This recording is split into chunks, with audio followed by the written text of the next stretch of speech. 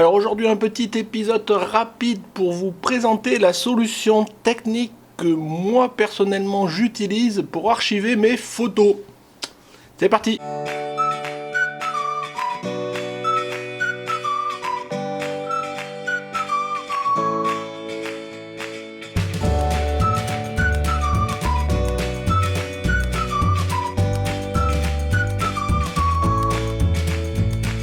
Bonjour, bienvenue sur Jeff Photographie. Donc comme je vous le disais en introduction, aujourd'hui je vais vous présenter la solution technique que j'utilise personnellement pour archiver mes photos. Vous le savez sûrement, et je pense que vous êtes dans le même cas que moi, on génère un certain nombre de fichiers en permanence à chaque fois qu'on fait une sortie photo ou autre. Pour peu qu'en plus vous gériez vos photos en RAW. Vous avez la version des RAW, vous avez la version 1 à N version du JPEG développé, ce genre de choses. Donc ça commence à prendre pas mal de place sur les disques durs. Et on a beau avoir des disques durs assez grands maintenant, au bout d'un moment on arrive quand même à les saturer. Et puis c'est pas forcément toujours super intéressant au niveau sauvegarde d'avoir tout sur le disque dur qui est dans votre ordinateur. Donc pour sauvegarder vos fichiers, pour les archiver, il existe plusieurs solutions. Une d'entre elles, c'est de télécharger dans le cloud, dans une solution d'hébergement lambda, vos fichiers. Moi, personnellement, j'ai accès, en étant Amazon Prime, donc j'ai accès à un espace illimité pour stocker mes photos et mes RAW sur le cloud Amazon Drive, voilà. Mais bon, j'avoue qu'avec le recul, je prends jamais le temps de les uploader, ça prend pas mal de temps. Je me pose toujours la question comment je les récupérerai si à mon autre je suis plus abonné. Enfin bon, donc bref, j'ai jamais investi trop dans cette solution-là. Après, jusque il y a 6 mois à peu près, j'avais un disque dur portable, vous voyez, qui se branche USB, et je sauvegardais là-dessus, il faisait 1 Tera, mais rapidement, il est plein. Et donc je me dis toujours maintenant comment je vais faire. Et c'est là que j'ai trouvé la solution qui me convient bien. Je dis pas que c'est la meilleure, je dis pas que c'est la seule, je dis c'est celle qui me convient. C'est d'utiliser un dock de stockage. Vous voyez, je vous le montre ici. C'est un dock de stockage qui permet de brancher directement dessus des disques durs. Je vous montre. Vous voyez, ici j'ai communément ce que l'on appelle un disque dur, voilà, comme on peut le mettre dans un PC, donc c'est dans son état brut, donc c'est pas un disque dur externe, parce que souvent les disques durs externes, ils ont une boîte autour avec une mécanique et une électronique qui permet de le connecter en USB, là c'est directement le disque dur, je pourrais t'amener à mettre dans mon PC. Et ce dock, ça sert à quoi? Ben, ça sert juste, vous voyez, à mettre mon disque, voilà. Et là, il est branché à mon PC et je peux y accéder, je peux sauvegarder les données, je peux le formater, je peux en faire ce que je veux, comme si mon disque il était à l'intérieur de mon PC. L'avantage, c'est dès que j'ai fini de sauvegarder, de faire ce que je veux, puisqu'on est bien dans une logique d'archivage et pas d'espace de stockage en ligne sur notre PC, je l'enlève, je le range dans sa petite boîte, et comme ça, vous voyez, je peux en avoir plusieurs. 1, 2, N, je suis même pas obligé d'avoir, typiquement moi ce que je suis parti c'est d'avoir des disques d'archivage de 1 Tera. Ça me permet de partitionner un petit peu mon organisation de fichiers, ça me permet d'avoir pas de trop gros fichiers, de trop gros disques durs, afin d'avoir globalement un seul gros. Si jamais un jour il lâche lui aussi, j'ai plus de sauvegarde. Donc voilà, donc c'est ce système là de dock qui est très pratique. Alors c'est un dock qui permet de recevoir ce genre de gros disque dur, donc typiquement appelé des 3 pouces et demi. Ça permet aussi de recevoir des disques plus petits que l'on appelle de 2 pouces et demi, et notamment, hop, vous voyez, j'ai toujours les petites boîtes, notamment la taille des disques SSD. Et donc c'est de la même façon, ça se met, vous voyez, ça force pas ni rien. Vous le mettez là et tout de suite je peux consommer mon SSD, les données qui sont dessus, connectées à mon ordinateur. Bon, le fait que là j'ai un SSD sous le coude, c'est en attendant que je puisse le mettre pour le coup celui-là à l'intégrer, mais c'est compatible avec les deux formats 3 pouces et demi et 2 pouces et demi sans rien faire. Donc vraiment personnellement je trouve que cette solution là elle est très pratique, ça se connecte par USB, il n'y a pas de visserie. C'est plug and play. En plus, on peut enlever en direct à chaud comme on dit le disque, vous voyez, et le remettre, ça se met sans forcer, ça abîme rien. Franchement, je trouve que cette solution pour moi me convient bien.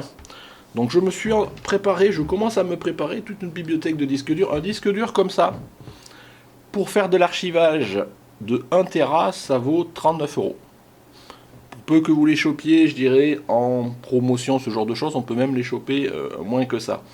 Donc 39 € pour archiver 1 Tera, moi je trouve que c'est assez sympa.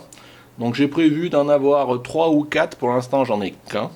J'avais prévu d'en avoir 3 ou 4 pour faire un roulement, pour archiver mes photos, mais ça peut être archiver mes vidéos aussi par rapport à la chaîne, archiver un certain nombre d'autres choses par rapport à la boutique de ma chaîne, ma femme, ce genre de choses. En fait, tous les fichiers qu'on peut avoir à gérer et dont on veut garder une sauvegarde. Alors ça n'empêche pas, c'est pas incompatible avec les solutions de sauvegarde sur le cloud, mais ça fait vraiment une solution qui est à notre main. En plus, l'avantage, c'est qu'on peut l'amener avec nous, on peut le stocker comme dans une bibliothèque de disques durs quelque part, et je trouve que c'est très pratique. Maintenant, ce dock là, lequel est-ce? Donc c'est un dock qui date, qui n'est pas forcément super récent, hein. Je pense que si vous regardez, même sur YouTube, je pense que vous devriez avoir des présentations de ce dock là. C'est un dock de la marque Inateck.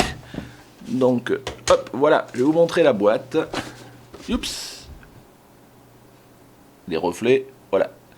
Donc c'est un dock de la marque Inateck, USB 3, donc ça c'est important si vous avez un PC récent. Moi sur mon PC là, celui-ci, j'ai que du 2, et déjà je trouve que les trous de transfert sont assez intéressants. Je me suis noté quelques particularités, parce que donc c'est compatible avec les Mac et Windows, je vous le disais.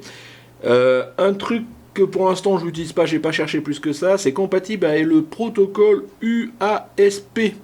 Donc c'est un protocole qui permet des échanges plus rapides si vous êtes en USB 3 notamment. Donc moi je ne rentrerai pas trop dans les détails, si ça vous intéresse. Je vous engage à aller sur le site du constructeur, parce que bon, comme moi je suis que en USB 2. La fonctionnalité je la consomme pas. De toute façon, moi le but c'est pas d'avoir un disque qui aille très rapidement en utilisation courante, c'est juste pour pouvoir archiver mes photos, notamment une fois de temps en temps. Ce boîtier, donc il est fourni avec un câble USB 3, voilà, qui est assez blindé, donc qui est de bonne qualité. Il est fourni aussi avec un transfo d'alimentation externe qui est a priori de bonne qualité et qui tient bien la charge. Donc c'est un des docks qui est, après d'après ce que j'ai vu, qui est pas mal plébiscité, et surtout qui coûte pas cher du tout. C'est-à-dire que ce dock là il coûte 27 € je crois sur Amazon. Comme d'habitude, vous savez que la plupart du temps j'achète sur Amazon. Donc c'est vraiment, je pense que c'est pas un investissement, ça coûte vraiment pas cher. Et après, une fois que vous l'avez, bah, vous n'avez plus qu'à investir dans des disques, mais ça peut être de la récupération. Typiquement, vous voyez celui-là, c'est un disque que j'ai récupéré dans mon PC qui a cramé, je vous l'ai dit, il y a peu de temps, quoi. Donc il n'est pas perdu, et en plus je peux l'utiliser dans mon dock. Le dock, celui-là, voilà. En plus, vous voyez, j'ai investi, pareil, je crois que c'est fourni par la marque Inateck, dans des petits boîtiers comme ça en plastique, qui permettent de stocker dedans votre disque dur. Voilà, vous le fermez et vous pouvez l'archiver, vous voyez, vous pouvez noter ce qu'il y a dessus, ce genre de choses, et vous pouvez le stocker dans votre bibliothèque comme presque un bouquin. Et donc vous pouvez, c'est dans ce sens-là que je vous disais que vous pouvez faire votre bibliothèque de disques durs. Donc voilà, je ne vais pas rester plus longtemps, c'était juste pour vous montrer que ça existe pour ceux qui ne le connaissent pas, que c'est pas cher, que c'est pratique. Ça fournit en tous les cas une solution d'archivage, et je sais que souvent la partie archivage, autant on arrive à sauvegarder un petit peu une copie de nos fichiers, ce genre de choses, mais dès qu'on commence à en avoir beaucoup et qu'on veut vraiment les conserver dans la durée, il n'y a pas toujours de solution facile. Il y a la solution cloud, je vous disais, mais qui n'est pas toujours non plus simple, et puis ça prend du temps.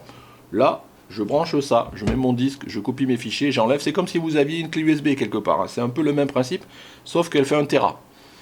Donc, et pour pas cher. Pour l'instant, ça reste assez cher, les clés USB ou même les cartes SD qui sont de gros volumes, quoi.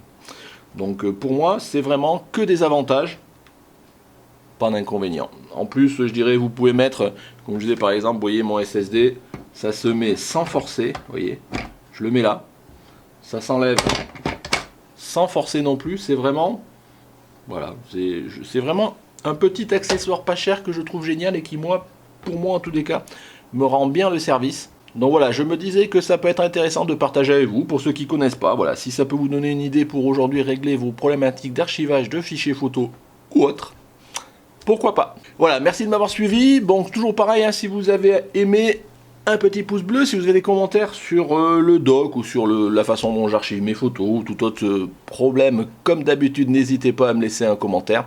Voilà, si vous n'êtes pas abonné, je vous rappelle de vous abonner en cliquant ici. Pour soutenir la chaîne avec un petit tip, c'est ici que ça se passe. Les épisodes à voir et à revoir. Et puis écoutez, merci de m'avoir suivi. Au revoir.